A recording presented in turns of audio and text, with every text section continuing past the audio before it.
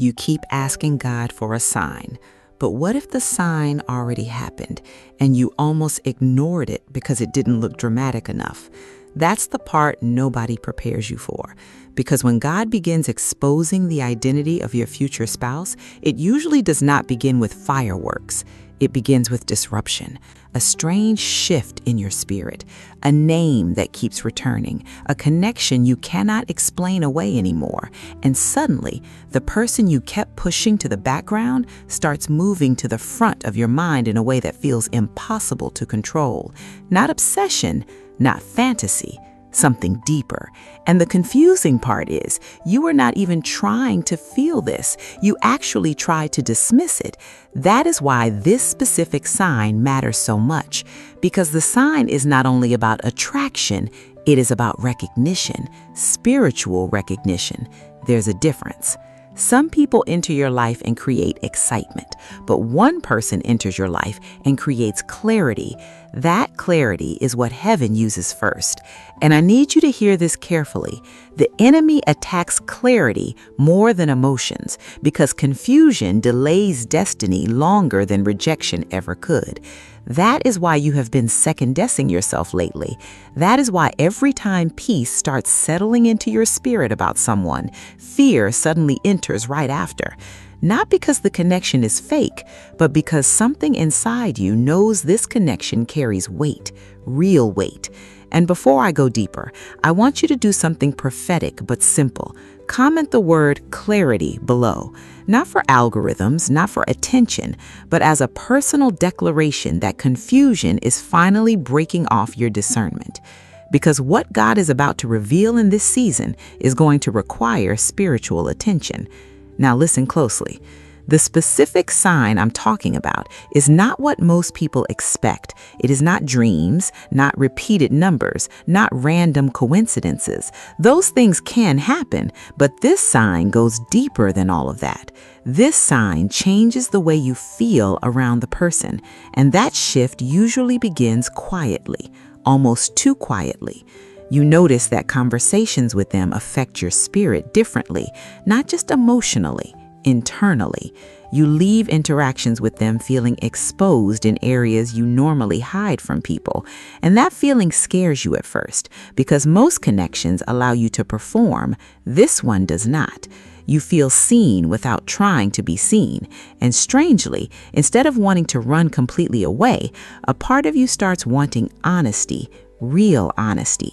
That is one of the first hidden indicators, because your future spouse will not only attract your heart, they will confront your masks. That is why some of you became distant after meeting this person. You thought the discomfort meant the connection was wrong, but sometimes discomfort is simply the death of emotional hiding. And suddenly, you start noticing another strange thing. Their presence keeps pulling you back toward growth, toward healing, toward maturity, toward God. Not pressure, not manipulation, not control, just influence, quiet influence, the kind that exposes what no longer fits your future. And here's where the tension gets deeper, because many of you expected your future spouse to arrive during your strongest season.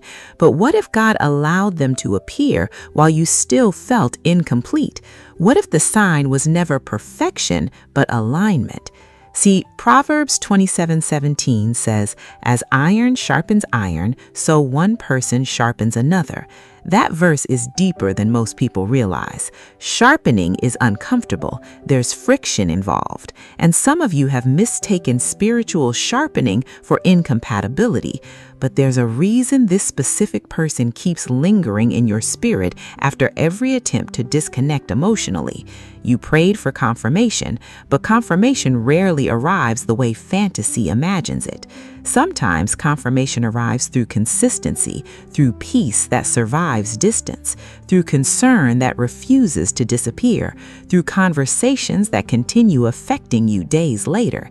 And this is where many people panic, because the moment they realize the connection might actually be real, they become afraid of losing it.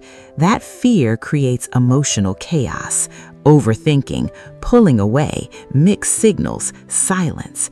And if you're honest, some of you are in that exact place right now, trying to act unaffected while secretly asking God why this person keeps returning to your spirit. But the deeper question is this: why would God allow one specific person to remain emotionally present in your spirit this long if they carried no purpose in your destiny? That question changes everything, because now we're no longer talking about attraction, we're talking about assignment. In the next stage, I'm going to reveal the hidden behavior pattern that often exposes when someone is not just emotionally connected to you, but spiritually tied to your future in a way neither of you can fully escape yet.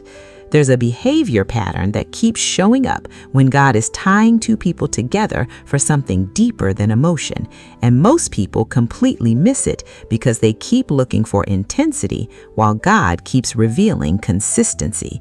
That is the specific shift many of you are finally starting to notice. This person may not always say everything perfectly. They may not always move as fast as you expected. There may even be moments where they confuse you, but somehow they keep returning with sincerity. That matters more than you realize, because people who only want temporary access usually disappear the moment things become emotionally complicated. But when someone is spiritually connected to your future, distance rarely removes the pull completely.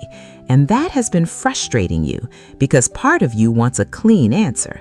You want either total certainty or complete detachment.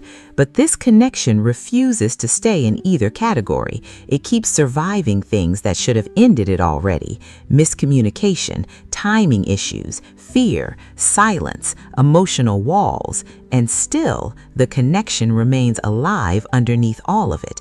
That is not something you should ignore casually, especially when the connection keeps producing inner conviction instead of emotional emptiness. Now listen carefully to this part. One of the clearest signs God is exposing your future spouse is this: you begin seeing who they are beneath their current condition, not just their appearance, not just their personality, not just chemistry.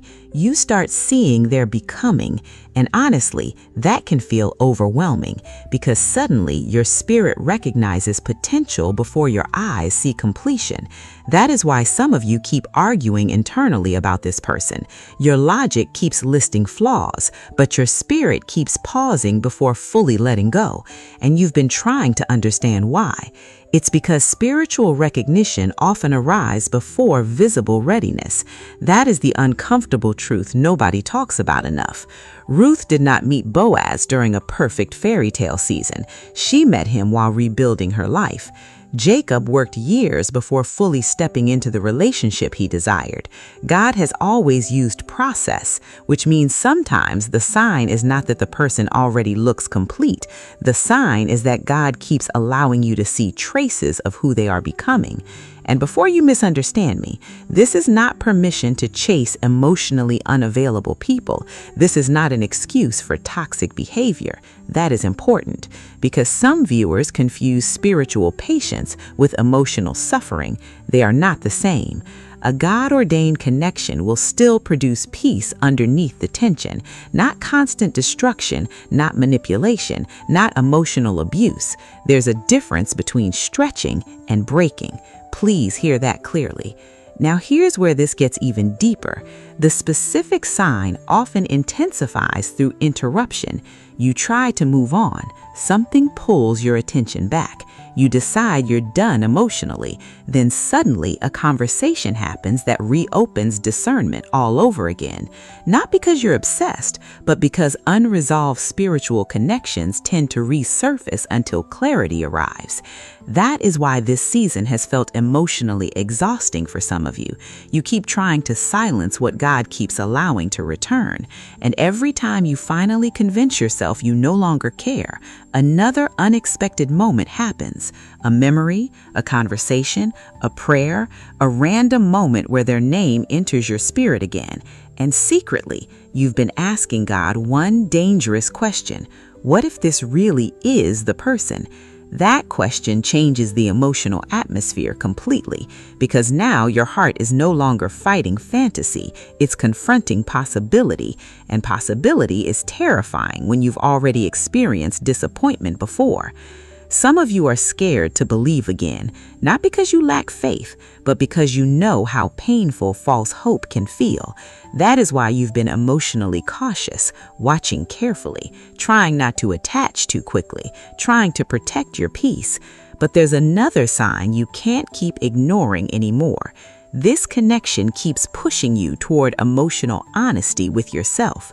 You're confronting wounds you avoided for years: fear of abandonment, fear of rejection, fear of not being chosen, fear of vulnerability. And the strange part is, this person may not even realize how much they are exposing inside you. That is what makes this so spiritual, because God will sometimes use the right connection to reveal the areas that still need healing before covenant can happen properly.